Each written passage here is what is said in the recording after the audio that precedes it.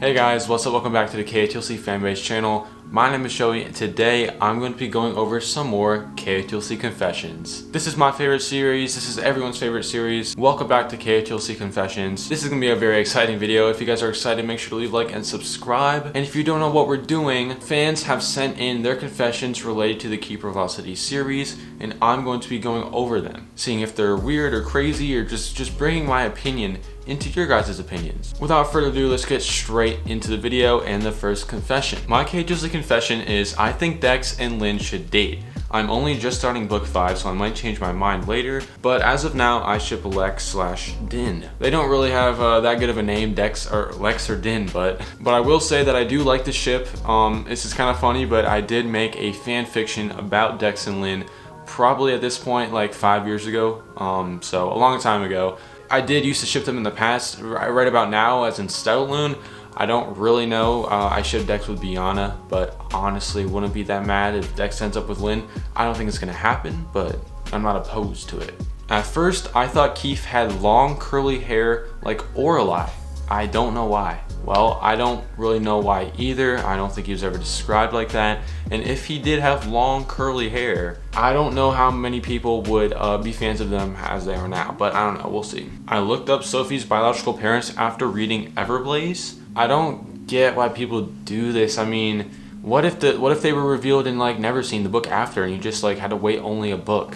I know that's not actually what happened, and we still don't even know one of her biological parents, but I've never understood why people want to intentionally spoil themselves. And it's actually kind of funny that you try to spoil yourself and you probably couldn't, like you can only halfway spoil yourself, so that's actually kind of funny. Is the KotLC movie actually going to happen? This is not really a confession, but I do want to answer your question by saying I have no idea. I would not be the person to ask. Go ask Ben Affleck. But we haven't had any updates in like 2.5 years, so at this point I am starting to get a little worried, but we also haven't gotten any updates saying it's canceled. So as of this point, I can only guess that it's still in the early stages of development or something. Lodestar is one of the best books in the series. The climax was foreshadowed really well.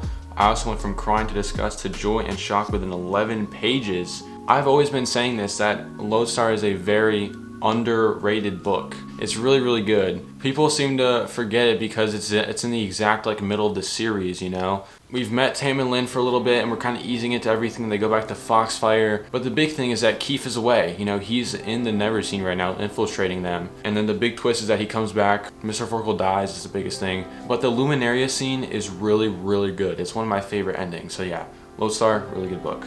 If elves are jerks to people with multiple children, how come Della and Alden have 3? This is actually a good question, and I think it was answered at one point in the series, but I think it's just because Alvar was their first child. He's a Vanisher, right? I think he's decently powerful. They had another one, it was Fitz, and he was like the most powerful like telepath. He like manifested like super duper young. He's the best telepath in the world or whatever. So they probably just figured, hey, Fitz was really, really powerful, so why not just, you know, have another kid? And Biana, she's really powerful too, so it worked out for them. But yeah, it is kind of weird how they have so many children. Fitz literally looks like a different person on every book cover he's on. Everblaze, Lodestar, and Legacy. Well, this is kind of cherry picked because on Everblaze he's upside down and he's falling to his death, kind of, you know, he's in a very tight situation, so it's not how he normally looks like. And in Everblaze his hair is like blown back, and yeah, it doesn't look like him at all. And in Legacy he looks normal, so yeah, you could say they look very different. I think Stellaloon was way more hyped up than it really was. The theories were so much better than the actual book itself, and it was really weird how easy it was to find Keith and how he really had no explanation. And most of the gang didn't get much as page time as they used to.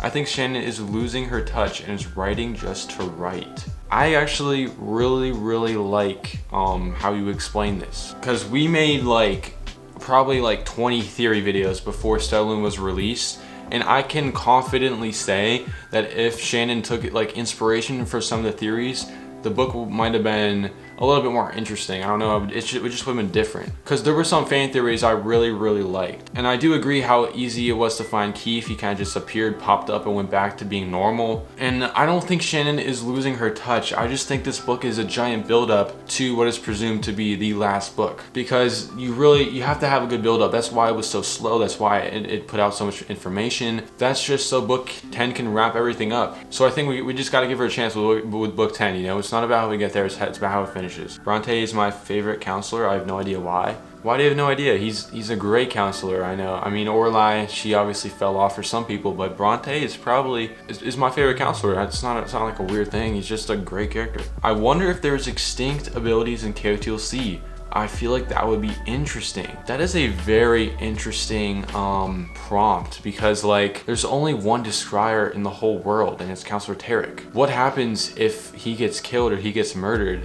We just have to wait for some random person to manifest as a describer? Because if Councillor Tarek has kids, there's obviously a greater chance that they're gonna manifest as a describer. But if he dies, like, would you consider that ability to be extinct? That's actually a really good, you know, like thought thing. Like, that's cool. Who would ever name their child Fitzroy? You could say that about a lot of names, but they're elves. When I first read the first book, I pictured Edeline as a short, plump woman with dark hair, and Grady as a short Italian man with a curly mustache. But when I saw the fan art, I can see them normally. I have no idea how these people get these images of these characters in their heads. Like, there's no part of the book that ever describes them anywhere close to this. It's just really funny. I think that nobody likes the Sokeef kiss because it isn't written in a way that would be similar to YA romance. People have to remember that this series is in the juvenile section in the library. This is true. I think that's also why a lot of people were shocked about how at the end of Saloon, you know, Lady Gisela just like straight up killed Vespera. Like,